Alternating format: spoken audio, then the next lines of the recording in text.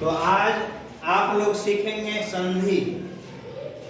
संधि मतलब क्या होता है? जोड़। संधि मतलब क्या होता है? जोड़।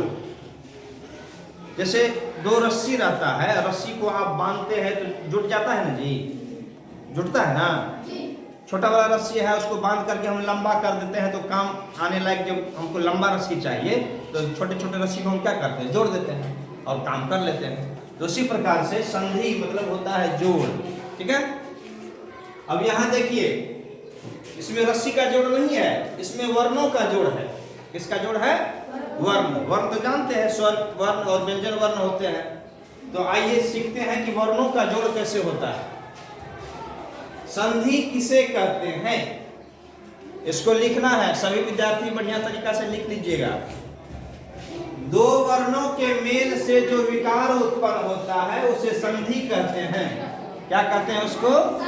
संधि कहते हैं। दो वर्णों के मेल से, दो रस्सी के मेल से नहीं, किसके मेल से? दो वर्णों के मेल से। वर्ण समझते हैं ना? अब आ ए ई से लेकर के ज्ञ तक जितने हैं सब वर्ण हैं, और उसमें भी है स्वर और व्यंजन। आप लोग भली भांति जानते हैं। जैसे विद्या और आलय बराबर विद्यालय।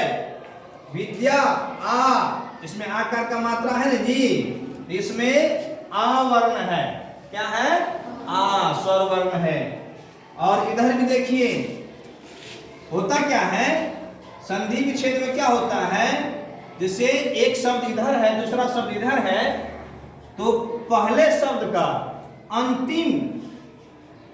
अंतिम अक्षर जो होता है उसमें जो वर्ण का मात्रा लगा हुआ रहता है उसका जोड़, और दूसरे शब्द का पहला जो अक्षर होता है उसमें जो मात्रा लगा रहता है उसका जोड़, इसको जो है जोड़ करके ये दीर्घ हो जाता है, बड़ा हो जाता है।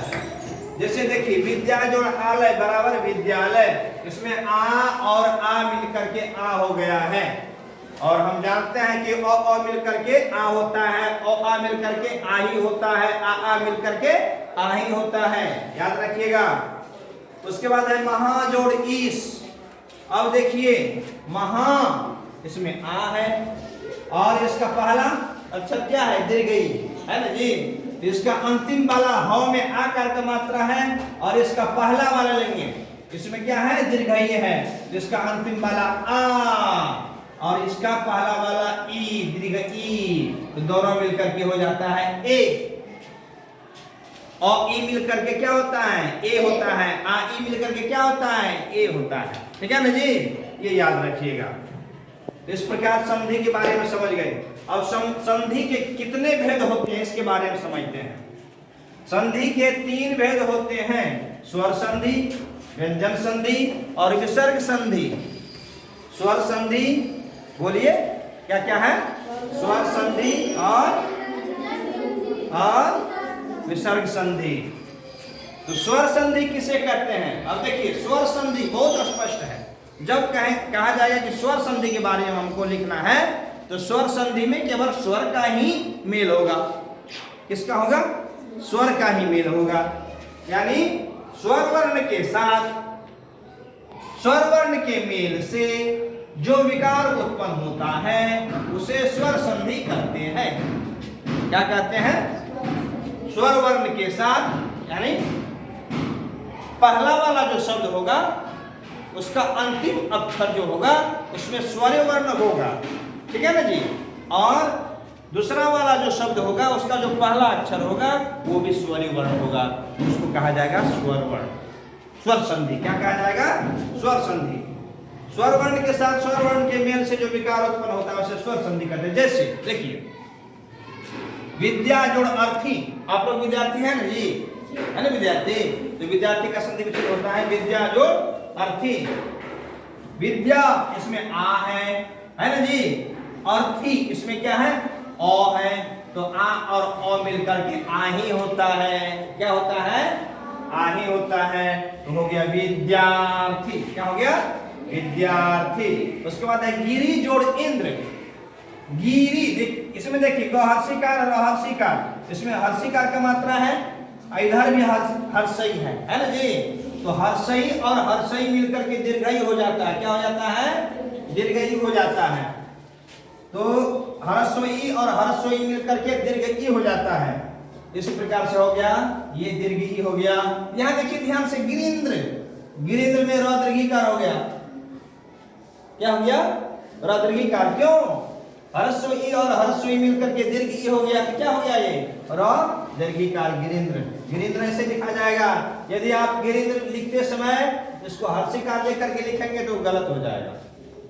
उसके बाद है लघु जोड़ उर्मी। लघु जोड़ उर्मी, लघु इसमें हर्षकार का मात्रा है, इधर दुर्गऊ है, तो हर्षऊ और दुर्गऊ मिलकर के दुर्गऊ ही होता है। यहाँ देखिए लघुर्मी में क्या है? ल घ दीर्घकार महर्षिकार रेफ लघुर्मी है ना जी। तो इस प्रकार से स्वर संधि के बारे में आप समझ गए। ठीक है, अब आगे पढ़ेंगे व्यंजन संधि। दूसरा है व्यंजन संधि। व्यंजन वर्ण के साथ स्वर वर्ण अथवा व्यंजन वर्ण के मेल से जो विकार उत्पन्न होता है उसे व्यंजन संधि कहते हैं। क्या समझे? व्यंजन वर्ण के साथ एक तरफ व्यंजन वर्ण होगा, ठीक है जी, और दूसरे तरफ या तो स्वर होगा या व्यंजन, दोनों में से कोई हो सकता है। ये नहीं कि व्यंजन के साथ केवल व्यंजन होना चाहिए, स्वर भी होगा या व्यंजन भी होगा। ठीक है, ये याद रखना है। जैसे दिक जोड़ अंत, दिक देख लीजिए, दिक लास्ट में क्या है? क। अंतिम अक्षर क्या है? क हलंत है ना जी, क। और इधर क्या है? अ। तो ये दोनों मिलकर के दिगंत हो गया। क्या हो गया? दिगंत। ग क्या होता है? स्वर है कि व्यंजन? ग क्या है? व्यंजन है ना, तो व्यंजन हो गया। इस प्रकार हम देखते हैं कि एक तरफ व्यंजन है, दूसरी तरफ स्वर है, तो दोनों मिलकर के क्या बन गया? व्यंजन बन गया। इसको कहते हैं व्यंजन संधि। देखिए जोड़ अंत बराबर दिगंत। उसके बाद देखिए वाक्य जोड़ इस, वाक्य में क है व्यंजन, ई है स्वर, दोनों मिलकर के हो गया वागीश। वागीश।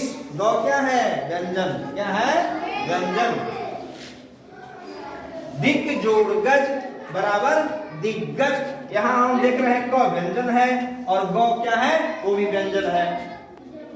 तो क्या लिखा गया है कि व्यंजन वर्ण के साथ स्वर वर्ण अथवा व्यंजन वर्ण के मेल से जो विकार उत्पन्न होता है उसे हम क्या कहते हैं? व्यंजन संधि कहते हैं। इस प्रकार हम देखते हैं कि इधर व्यंजन है, इधर भी व्यंजन है, दोनों मिलकर के व्यंजन हो गया दिग्गज।